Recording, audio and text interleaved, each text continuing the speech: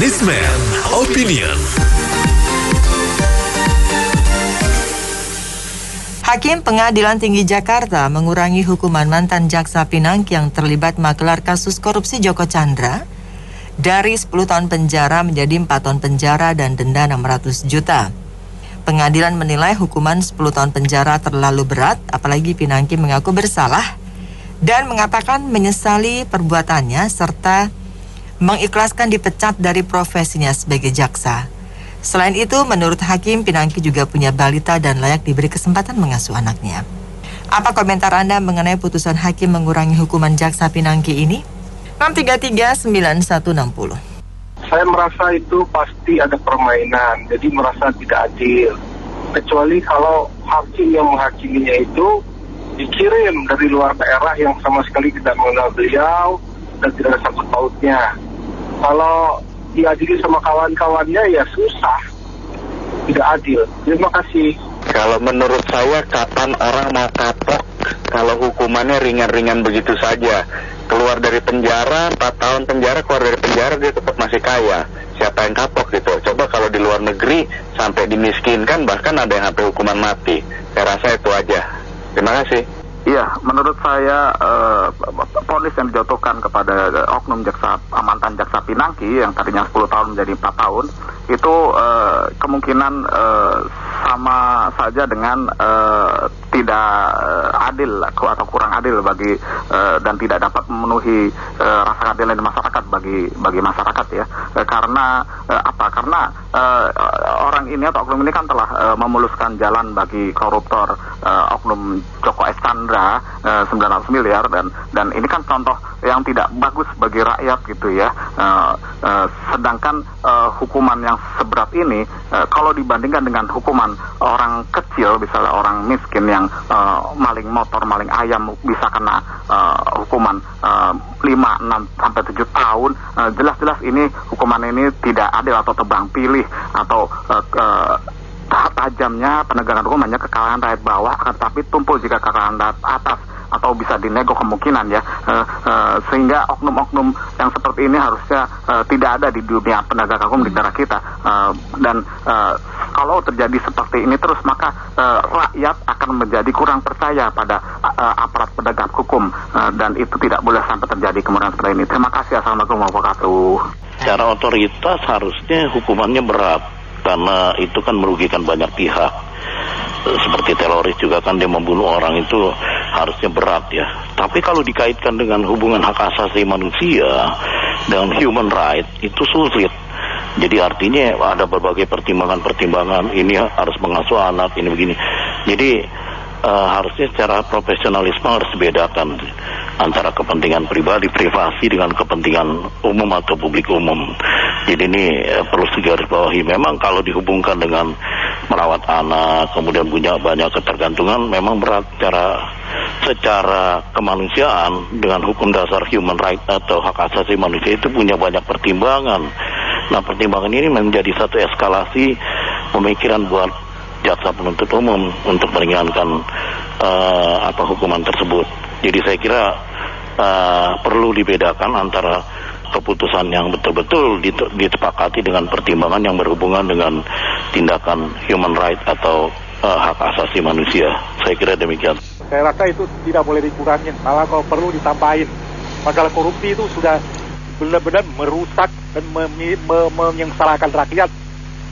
Kalau nggak ketangkap dia berarti kan dia enak kan. Ini harus kasih hukuman, nggak boleh kurangin. Itu aja. Itu rasa keadilan masyarakat tidak ada seperti itu ya. Karena Ibu Pinangki itu kan abdi hukum, penegak hukum. Berarti dia tahu dengan sadar dia melakukannya. Artinya dia itu sebenarnya sudah menista hukum.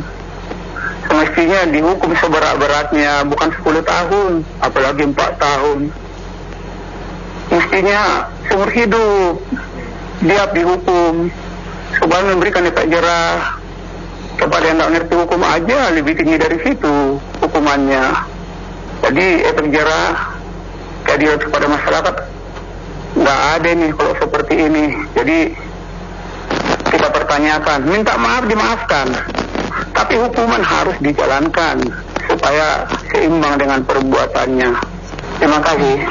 Itulah hukum di Indonesia, begitulah ya, tidak tegas dan tidak banyak pertimbangan. Karena hukum di negara yang tegas itu sudah bukan hukuman 10 tahun lagi, ya kan? Sudah, itu kan merugikan negara, merugikan orang banyak, apalagi penegak hukum. Itu harusnya hukuman mati itu kalau dari negara. Jadi kan sudah resikonya dia ya, apalagi dia penegak hukum, harus lebih berat. Ya itu aja sih, hukum di Indonesia begitulah, bisa diatur orang gitu ya. Saya bukan orang hukum, saya tidak tahu hukum, tidak mengerti soal hukum. Tetapi saya terus terang dibuat terkejut oleh sikap hakim. Dari pertama waktu dulu zaman Ahok, tuntutan 2 tahun, putusin 2 tahun. Zaman Rizik kemarin putusan 2 tahun, tuntutan 2 tahun, putusan 10 tahun. Nah sekarang ini 10 tahun diturun jadi 4 tahun. Saya bingung nih, mana yang benar pengadilan negeri atau pengadilan tinggi? Dan pertanyaan saya, ada apakah dengan hakim kita? Terima kasih. Ya begini ya, kalau menurut saya sih keterlaluan lah gitu ya. Kalau dari 10 jadi 4 itu ya. Kalau ada perbedaan misalnya 2 tahun atau 3 tahun, oke. Saya berpikir begini ya, apakah kejaksaan di pengadilan mana sampai ke tinggi pun, di sana kan orang ahli hukum semua. Kok bisa-bisanya gitu terlalu jauh gitu pertimbangannya gitu ya. Menurut saya pantas dipertanyakan lah, mohon maaf bukan seujuan ya. Saya kira nggak pantas gitu. Demikian, terima kasih. Apalagi itu sebagai jaksa punya balita, bukan alasan dari itu. Lu harus berbuat yang terbaik untuk bangsa dan negara, pemimpin lagi, contoh yang benar, bukan korupsi, terus hukumannya dikurangi. Di luar negeri itu ditembak mati, nggak pandang siapa kamu, apalagi kamu punya anak perempuan, nanti masa depannya gimana? Itu contohnya nggak benar ibunya, nanti diketawain di sekolah sama teman-temannya tuh, orang bisa tahu kelakuan ibunya sebagai contoh yang nggak benar. Aduh, jaksa kita yang korupsi itu ya, dengan pengusaha siapa itu waktu itu ya, yang ketangkep. Enak, senang benar putusan hakim karena ada anak ya. Saya juga miris juga, saya juga punya anak kecil juga. Kalau bilang keadilan, ham. Coba waktu Angelina Sondak itu bagaimana? Dia malah lebih bayi lagi, 4 tahun. Dia waktu memakan uang rakyat bagaimana? Ya kan? Inilah kita nggak tahu lah penegakan hukum kita ini bagaimana ya, atau ada deal-deal lain ya. Jadi intinya ini keadilan di negara kita ini sampai hakimnya itu perlu dipertanyakan juga. Ini dia itu mengatasnamakan katanya wakil Tuhan, dia yang memutuskan. Tapi ya kembali lagi lah, kita acuan yang dulu saja Angelina Sondak bagaimana, itu dia bayi malah yang sama Haji Mas Said koruptor juga kan, sampai sekarang begitu dengan dalil begitu begini. Nggak tahu lah, mungkin karena teman sejawat kita nggak tahu lah, yang digaji oleh rakyat juga, sama-sama digaji oleh rakyat, masih senang-senang juga. Jadi intinya coba dipertimbangkan lagi bagaimana rakyat-rakyat yang susah mereka makan uangnya itu. Begitu saja deh. Makasih. Assalamualaikum. Mbak, sebaiknya pas FM ini sebutin nama hakimnya. Katakanlah ada 3 orang. Nama hakimnya disebutin, siapa yang 2 setuju, 1 ya ada. Biasanya kan di voting itu keputusan. Tolong disebutin pas FM ya. Terima kasih. Aku mau kasih opini, oke? Terlepas dari dia ngaku salah, terus ikhlas untuk dipecat segala macam, aku rasa sih agak kurang ya hukumannya walaupun dia punya balita. Karena gini loh, itu kan bikin efek jerah untuk orang supaya next time ya harusnya dia kan tahu dong hukumannya itu apa gitu loh, mikir-mikir sebelum melakukan. Jadi jangan nanti udah lakukan cuma 4 tahun hukumannya, next time akan ada aja kejadian seperti itu. Jadi satu-satunya cara ya dikasih efek sejerah-jerahnya, efek selama-lamanya gitu loh maksudnya. Dia tahu udah punya anak kan ya, harusnya jangan melakukan kejadian-kejadian seperti itu gitu loh menurut saya sih. kita gini, kalau orang itu kan orang hukum, kalau orang penegak hukum mestinya kan hukumannya lebih berat, karena kan negara kita rusak itu kan karena penegak hukumnya itu ya bisa dijual belikan, mestinya harus ada lebih berat lagi. Makasih. Ya jangan begitulah mengelola negara kita, berikanlah hukuman yang seberat-beratnya. Kemiskinan lah itu intinya di sana. Kalau begitu semua juga mau korupsi hanya dalam 4 tahun. Terima kasih.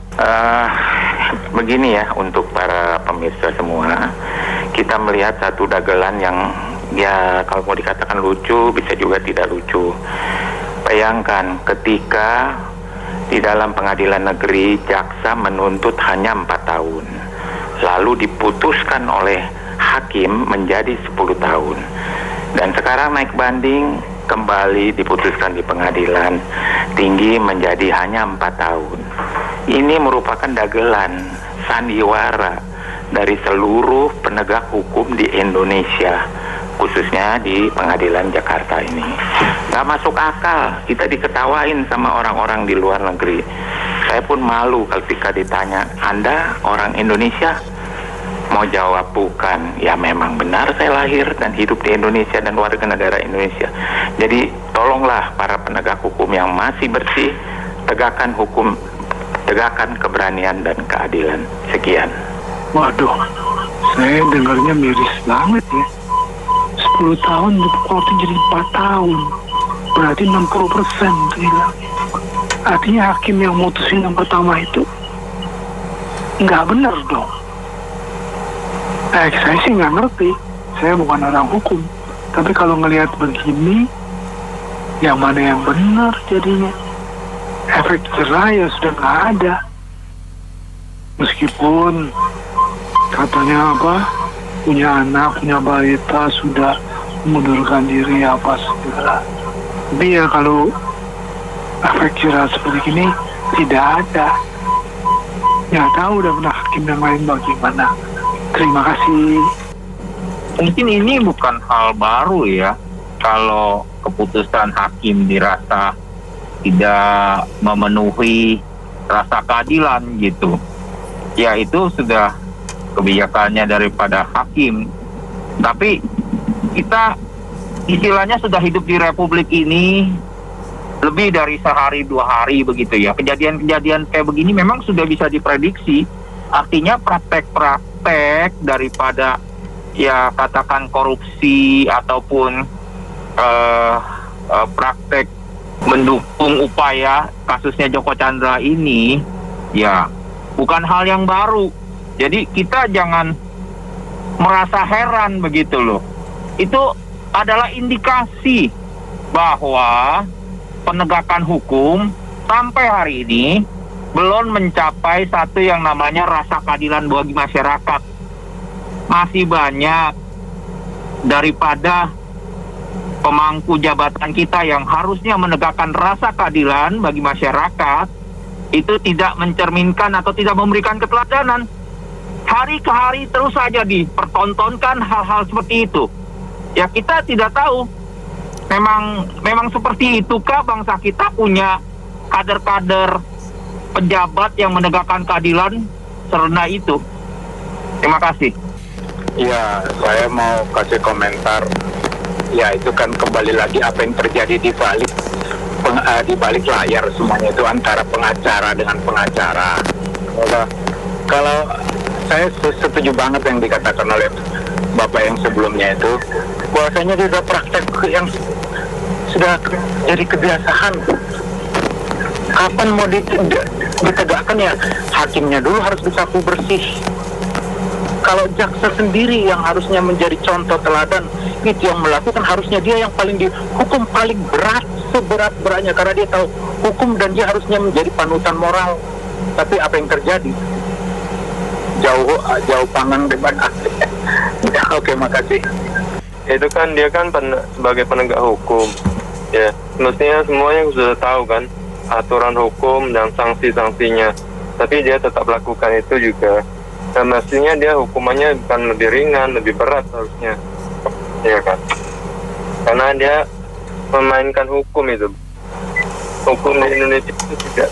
Jadi bisa diatur. Semua orang juga kalau sudah ketahuan salah ya pasti menyesal. Alasannya banyak kan. Iya, maksudnya itu harus lebih dari 10 tahun. Apalagi bisa seumur hidup, itu penegak hukum.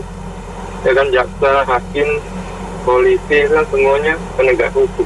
Semua jadi itu ketidakadilan itulah hukum di Indonesia. Sebenarnya korupsi ini atas kerugiannya gitu kan. Dengan korupsi itu maksudnya kerugian negara, kerugian rakyat Indonesia, kerugian bangsa Indonesia ya dengan korup itu. Kalau secara ekonomi kan uang itu kemana-mana itu tetap mengalir jadi pergerakan ekonomi kan, jadi perputaran ekonomi walaupun itu uang dari korup gitu. Jadi secara ekonomi dampaknya kalau dari korup itu tidak terlalu signifikan ya. Tapi yang sangat signifikan adalah kerusakan mental. Pertama mental ketidakpercayaan rakyat kepada pemerintah. Atau itu COVID misalnya, nggak percaya rakyat gitu. Itu paling sarana pemerintah aja korup gitu. Atau itu infrastruktur, paling itu orang-orang pada melalui komisi proyek, tapi nggak percaya gitu. Nah, jadi kalau sampai korup itu masalah kepercayaan, masalah mental itu tidak bisa diatasi, ini berkembangnya adalah berkembang ke masalah ketidakpercayaan rakyat kepada pemerintah gitu. Terima kasih. Iya, kalau hukuman badan itu boleh dikurangin, tapi tolong dikompensasi dengan hukuman uang. Jangan cuma 600 juta. Kalau alasannya untuk merawat anaknya gitu ya Bu ya. Saya kira begitu. Hukuman badan kurangin nggak apa-apa. Kalau perlu dibebasin hukuman badannya. Tapi hukuman dalam bentuk uangnya itu yang dilipat gandakan. Iya. Ini kalau dibilang adil, ya dari sisinya Pinangki mungkin adil. Tapi dari sisi orang lain yang melihat, ya kan, saya rasa dari sisi saya contohnya, saya ngerasa nggak adil. Kenapa? Udah tahu salah, jujur cuma minta maaf, menyesali, udah gitu selesai kan. Dan sering kejadian begitu kan. Terus kontradiksinya lagi, yang kayak waktu Gus Nadir siapa ngomong katanya kontradiksi sekali dengan putusan dari jaksa terhadap Angelina Sondak. Yang satu bisa 10 tahun padahal sama-sama punya balita juga, punya anak, terus ya kan. Ini apa karena institusinya sama-sama gitu loh. Terus jadi ada rasa iba segala macam. Yang saya setuju juga tadi tuh, kenapa nggak bahasanya hukuman badan juga diberatin? Kenapa? Itu udah tahu salah, kenapa pada petik lagi korupsi lah, penggelapan uang segala macam kayak begitu gitu kan. Menjelekan institusi harusnya hukumannya ditambah, ya kan. Menjelekan institusi kejaksaan sendiri ditambah, ya kan. Udah tahu peraturan, seorang jasa harus ditambah lagi secara hukuman fisik gitu loh. Ya kan, kalau perlu dimiskinkan gitu loh. Kenapa ya orang kita tuh aneh ya, saya bilang itu loh. Udah tahu jelas-jelas merugikan orang banyak dan negara, tapi masih dirasa iba gitu loh. Aneh sih orang kita ini, terutama untuk para hakimnya ya. Dasar penilaiannya apa gitu loh. Ya kan, jangan merasa iba-iba, tapi dia pikirnya gitu loh. Orang lain yang dirugikan di kasus korupsi atau segala macam begini, yang rugi siapa gitu loh. Bukan masalah orang negara, orang lain juga merasa rugi gitu loh. Lagi dibayar, dia dibayar sama pajak dari kita gitu loh. Kalau menurut saya sih ini kasih tidak contoh yang baik ya. Jadi kalau seandainya saya profilnya mirip kayak tersangka yang sekarang, itu saya nggak akan ragu lagi ya. Karena kalau nggak ketahuan bikin saya kaya. Kalau ketahuan saya kaya juga, hukumannya cuma 4 tahun. Jadi saya udah bisa pensiun dini dengan baik. Terima kasih. Baik, terima kasih banyak Anda mitra bisnis yang sudah beropini untuk Businessman Opinion. Saya Nina Amelia.